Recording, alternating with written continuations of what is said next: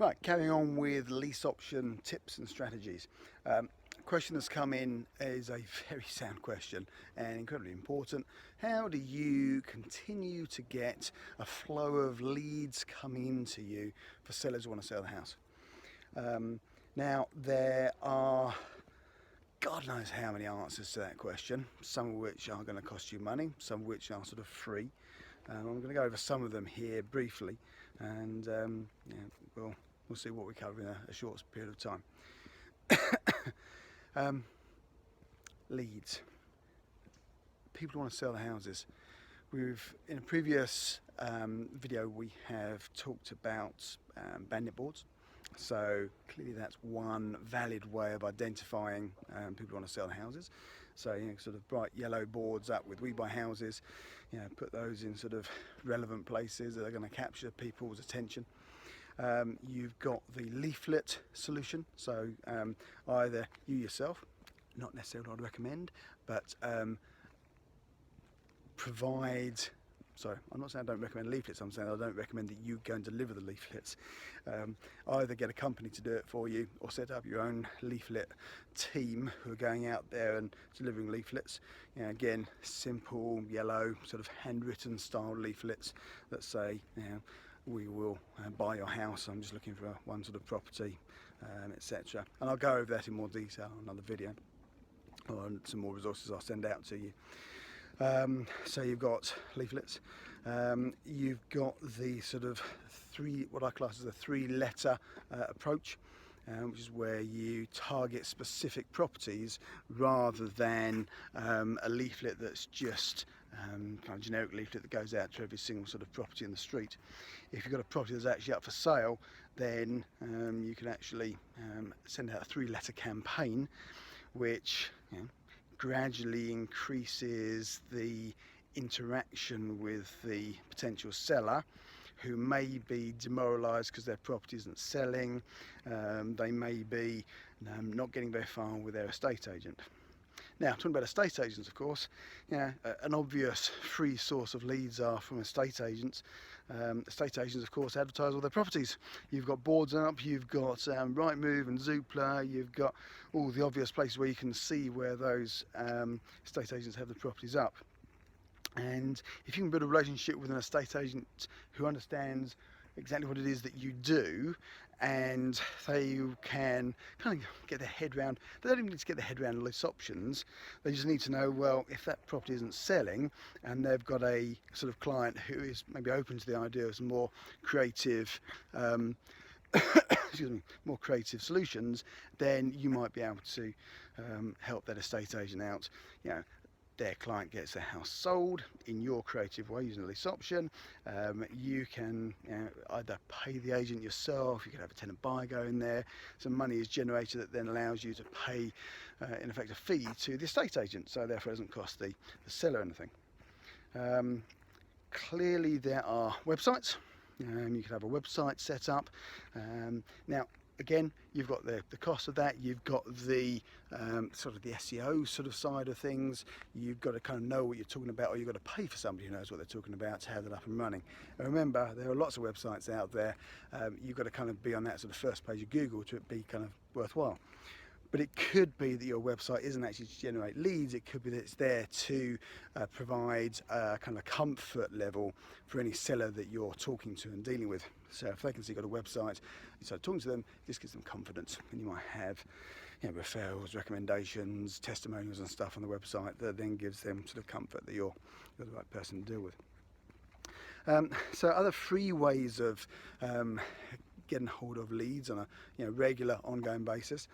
I suppose quite an obvious one would be something like Gumtree, but don't stop at Gumtree. Okay, let's back one step. Gumtree, if we go back, I suppose probably about 12-18 months, Gumtree there's a massive resource of properties on Gumtree, but I think they changed their own internal sort of policies, and I think now that if you're advertising property either for sale or for rent, you've got to pay for it to go up there. So where sort of 18 months, 2 years ago, there could have been you know, at one stage there's like 170 odd thousand properties up on Gumtree. Now there's not anywhere near that amount, but it's still a valid place for you to go and actually talk to potential sellers. And because it's on a website and the contact details are there of the seller or the landlord, then you've got the ability to sort of speak to people and start having the conversation there. Now, whilst you're just on the landlords, if you think about it, in April this year, there's all sorts of things that start changing with regards to tax laws, and it's getting more expensive to be a landlord, especially if you're a landlord who is a higher rate taxpayer. Suddenly having these investment properties is a lot more expensive. And if you look at the amount of landlords that there are across the country, now you and I may be what I class as kind of career landlords. You may have 5 properties, 10 properties, 15, 20, 100 properties for all I know watching this. That's your job. But the majority of landlords out there are one property kind of accidental landlords. They've inherited a property from mum or dad, they've got together with their partner and they had 2 properties but only to live in one. It could be that they've decided to move and they've kept the property that they didn't want but didn't sell. So they're probably kind of one property type landlords. Now, if they then see all the changes that are going on with the tax laws, it's less appealing for them to kind of keep hold of the property. So they're wanting a kind of an exit route of that property. Now, when you've got one property and you've got a mortgage going out on that property potentially, and you've got tenants in there, if you're thinking about selling it, what do? You get rid of the tenants, or you ask the tenant to vacate because you're selling the property, or you put the property up for sale and the tenant vacates on their own because they see the property's going to be sold from out underneath them. So then that landlord, who remember isn't a career landlord, they're kind of an accidental sort of landlord, they've then got a mortgage going out on that property and no income coming in on it. So it's an uncertain time, and you know as well as I do how long a sale of a house can possibly take. 2, 3, 4, 5, 6, 7, 8, 9, 10 months or whatever to sell it. If they've got that mortgage going out, then anyway, so my whole point behind that is that landlords are a really good potential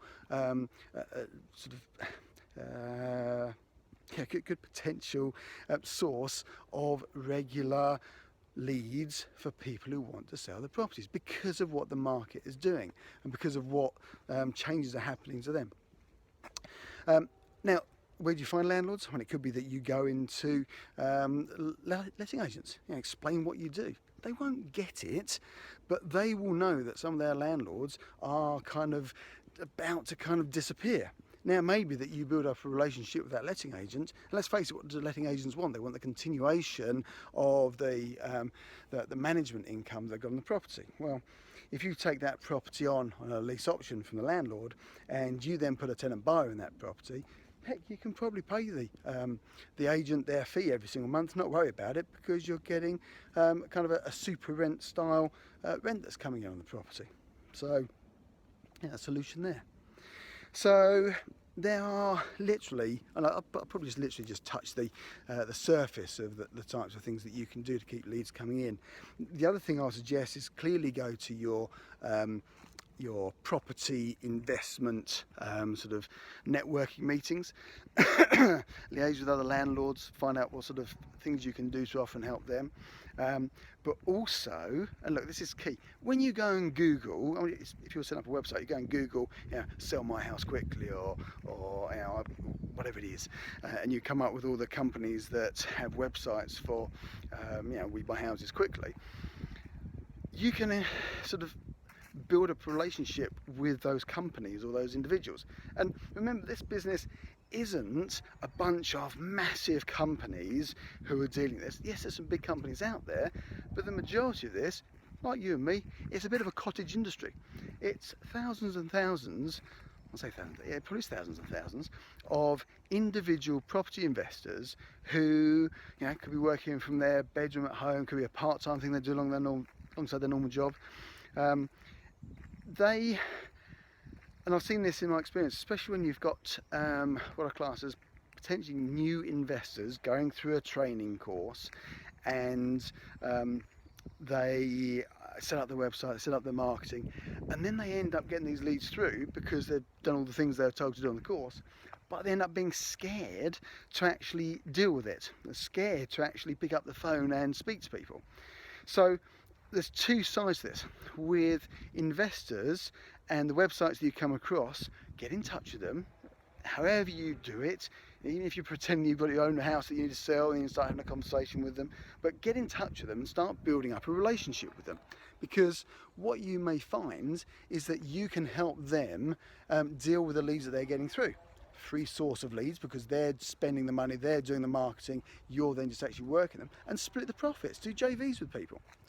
At the other end of that spectrum, where you have got the bigger companies, and there are companies out there spending 10, 15, 20, 30,000 pounds a month on advertising and marketing, and a lot of that stuff isn't for lease option deals, it's for BMV transactions where they can buy that property significantly below market value and ultimately profit from the equity they kind of buy into the property. Now, they will have a bunch of leads that just doesn't fit their criteria. If they're looking for something that's 25, maybe 30% below market value, and they get a lead in that's negative equity or right on the money, or it's 10, 15% below market value, it doesn't fit for them. It doesn't fit their model. But you can make that work because of the knowledge you have with lease options. So build the relationship with them, set up a joint venture agreement with them, work through some of their what I class as junk leads, and go and see if you can put transactions together. And if you can put transactions together, reward them by some of the profit that you get. Because if you think about it, if they are marketing, and trust me, I've worked with companies like this over the years, and they can get in 400, 500, 600 leads a week. Back in the heyday, it may only be sort of 400, 500, 600 leads a month these days, but it's still a lot of properties. And probably maximum, no matter what you've heard, maximum these companies will probably deal and actually transact on at the top end 30, maybe 40 transactions a month, and that is on a really good month, really going for it. Okay, so don't believe the hype where they're doing hundreds of deals a month. They're not. Maybe 30, maybe 40 maximum, and a very good system if that's what they've got. But if they're getting sort of 400, 500, 600 leads a month, that's a lot of leads that aren't being used. And what I mean by aren't being used is not that those people don't want to sell the houses, it's just that their particular solution for them, which is to buy it below market value, doesn't work for that vendor. Well, it may work in another fashion. You just need to start a conversation with them. So build up relationships wherever possible with the bigger companies who've got these excess leads. And guys, just so you know, these people have had countless people get in touch and say they can do something. You just want to say, look, I tell you what, give me 10, 20, 30 leads a week, and let's do it over sort of a 6 to 8 week period, and I'll prove to you that I can make it work. If it's not working for you after that, it's not working for me after that, then we part company as friends. But let's make some money in the next sort of 6 to 8 weeks and prove each other it can work. So look, I guess ultimately the question there was, how do you create an ongoing source of leads? Hopefully there's a bunch of ideas in there, and what I'll do is I'll send out other resources that kind of give you an idea of a bit more detail about those individual things we discussed today. So hopefully that's been helpful. Again, as per ever, if you've got particular questions, if there's a particular strategy there that you want more information on, then please let me know. If you've got questions about what we talked about, you want a bit more detail, let me know. And good luck with all your investing. I'll speak to you all soon. Take care.